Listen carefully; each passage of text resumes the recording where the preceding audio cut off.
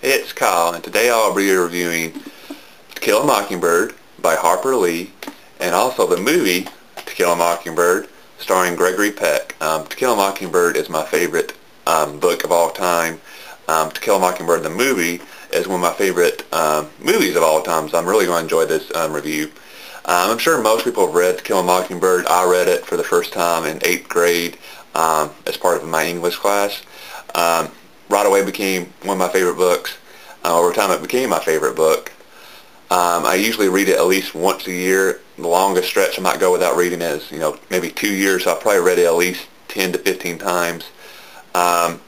Never get tired of reading it. Every time I almost enjoy it more because it works on so many levels. I think that's the reason why I like To Kill a Mockingbird. On the basic level, it's the story of Scout Finch, her brother Jim, and their friend Dill, and just them kind of growing up, and kind of how kids see the world, and that part of their life where kids start to see the world through the eyes of adults. They start to kind of lose that childlike innocence, and they realize, the complexities of the world, that everything's not just black and white, good and evil.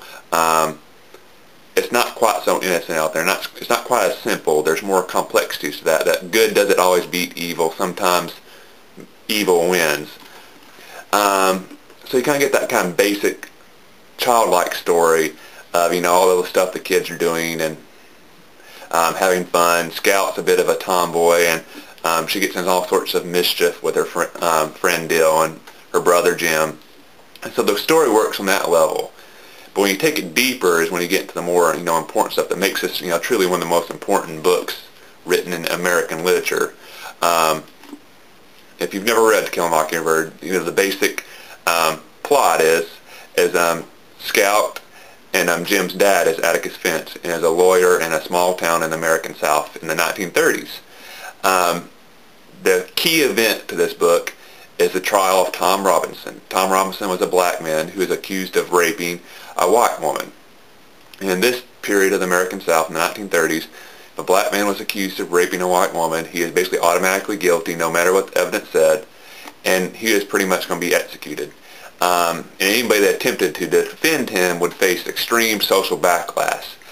It just wasn't the thing to do.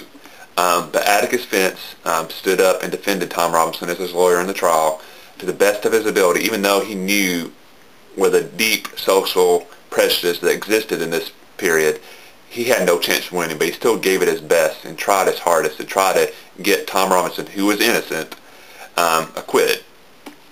So that's kind of the key event in the book that kind of, exposes Scout and her brother Jim, especially, to what, the real world's like, especially the world they were growing up in the American South. Where before, they had a very innocent existence, and they didn't really think much of their dad, because their dad was really old compared to the other fathers of their friends.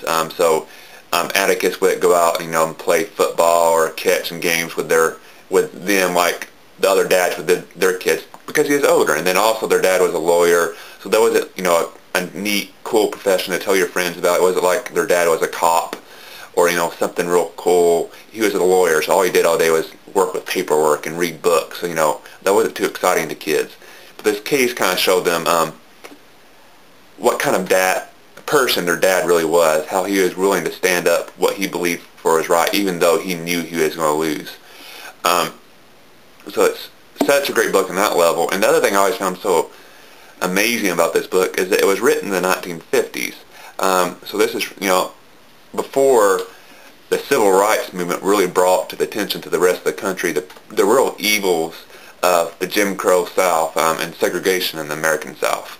So it's almost written ahead of its time. You read this book and you expect, well, maybe this was written in the 1960s and 1970s when race relation issues in the South was becoming a real important national issue in America. It wasn't. So this book was almost ahead of its time.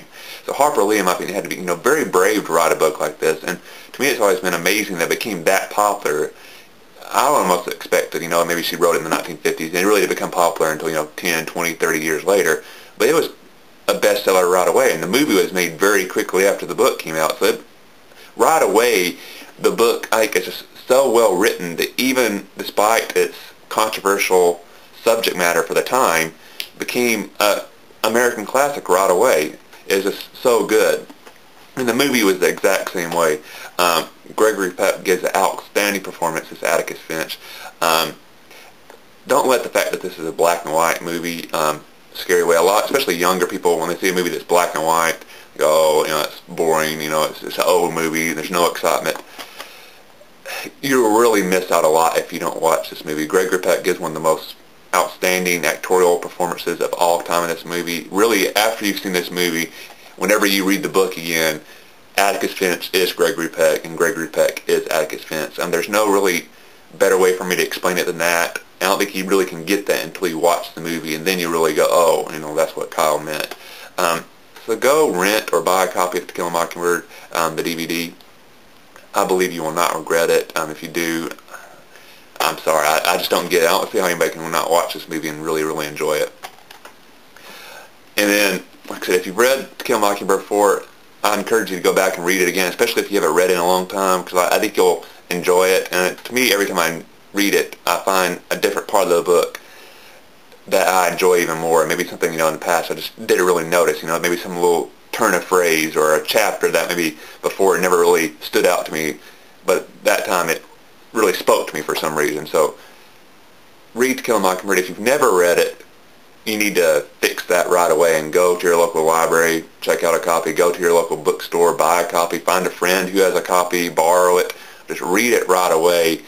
You will not regret it. It's an American classic, one of the best books, in my opinion, ever written. At this point, it's a staple of American literature. So read Kill a Mockingbird by Harper Lee, and then go see the movie starring Gregory Peck, and I believe you will enjoy both.